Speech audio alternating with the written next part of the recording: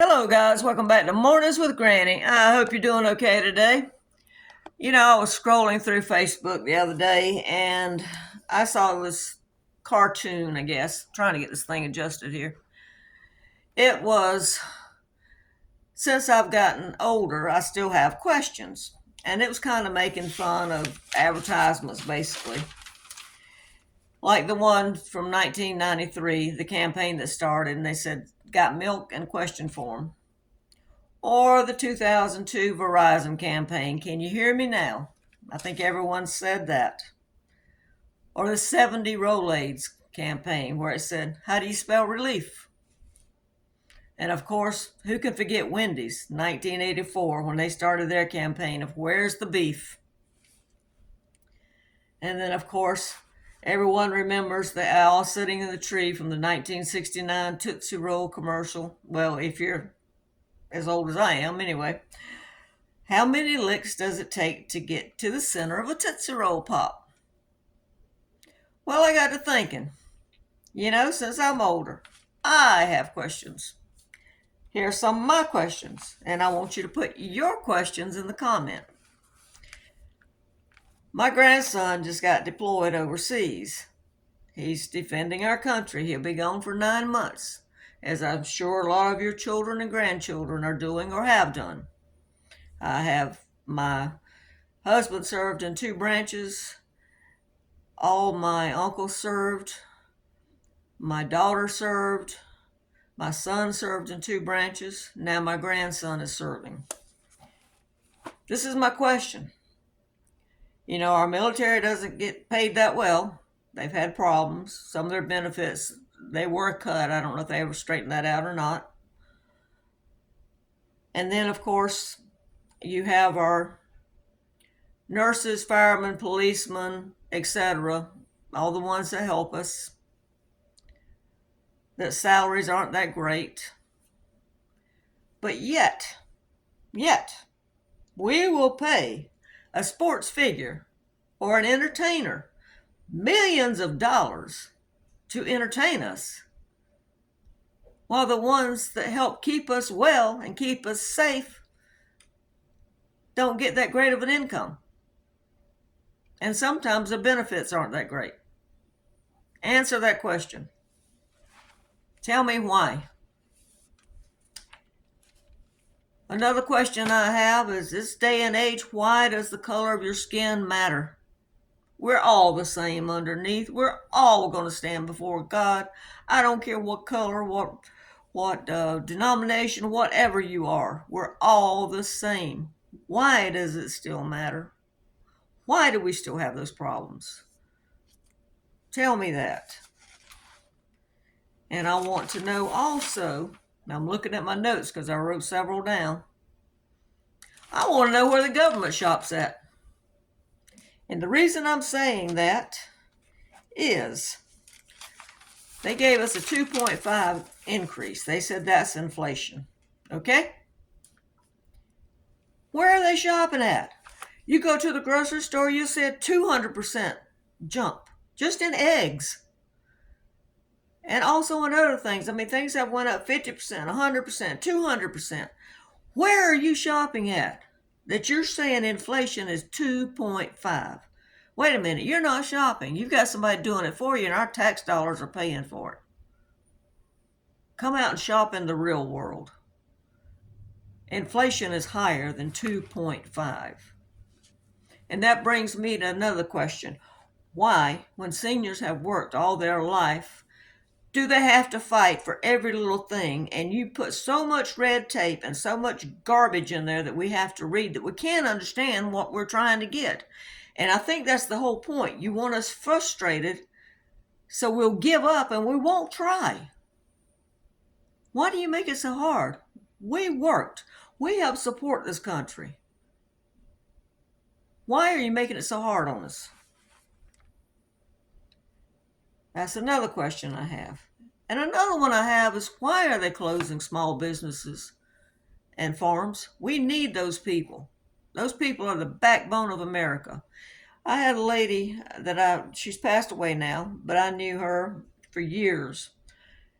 And she was 20 years older than me, I guess. But she lived in the same town, same house all of her life. And it's a small town. And she would go shopping, and she would always shop locally. And I'd say, why don't you go to Walmart? Prices are cheaper. Or why don't you go to the outlet mall? Prices are cheaper. Or why don't you go to Lowe's? She said, because we need to support the small businesses. And they knew her. She would even pay them extra sometimes. They knew her. If she needed something and she couldn't go get it, she was sick, let's say, and she couldn't go get what she needed, they would bring it to her. They would give her stuff free sometimes because they knew her. If she needed something and the store was closed and it was an emergency, they would open the store for her. We need those kind of people. We need people that know us by name. We need people that care, that you talk to. We need those people. Now, let's talk about bird flu. They said they were going to cull some more egg-laying birds. Okay, that's all I keep hearing is egg-laying birds. Here's my question. If it's a bird flu, why is it only affecting egg-laying birds? That's all I hear is egg-laying, egg-laying. We're going to call egg-laying. Is that just to drive the prices of eggs up? Again, it's the bird flu. Answer me that. I just want to know the answer to it. And the last question I have, well, not really, I have more, but the last one I'm going to do today. Why is there hunger still in America? Tell me that. I'm going to give you some statistics. And I'll try to remember to put the link in the description box that I got these off of. It's called RTS. I don't remember what the RTS stands for. It says we throw away 30 to 40% of food each year. That's 325 pounds per person thrown away. It's 120 billion pounds, which equals 130 billion meals, which equals $218 billion. Okay? Think about that, $218 billion thrown away. America doles out $166.4 billion each year in food assistance. This is from 2023. The figures that I gave you of food thrown away is from 2024 estimate. 2023, 166.4 billion dollars was spent on food assistance. 41.9 million people received SNAP, or some people call it EBT. 50 million asked for food assistance. Now tell me where that makes sense. We're throwing away $218 billion, and then we turn around and give out $166.4 billion in food assistance. Where is that making any sense? I think it was California in 2022 that passed a law said that edible food could not be thrown away, addressing grocery stores and such.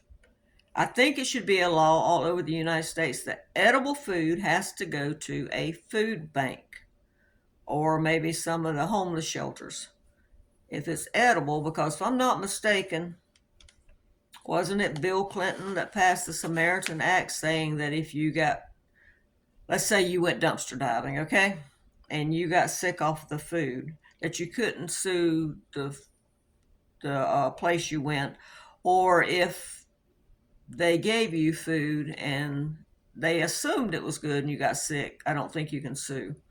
Now, if they intentionally put rat poison on it or something, of course you could sue.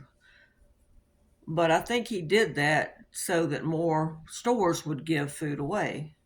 Someone correct me if I'm wrong on that. I think it was in 1995, and I think it was Bill Clinton. And it was called the Good Samaritan Act. But the point is, the government's always complaining about money, but yet we're throwing away, because of red tape, $218 billion worth of food, and we're handing out $166 billion in food. Think about it. All right. Well, that's my questions for getting older. What is yours? Let me know. I might have made a few people mad. I hope I got my facts right. I did go on the internet and look this stuff up.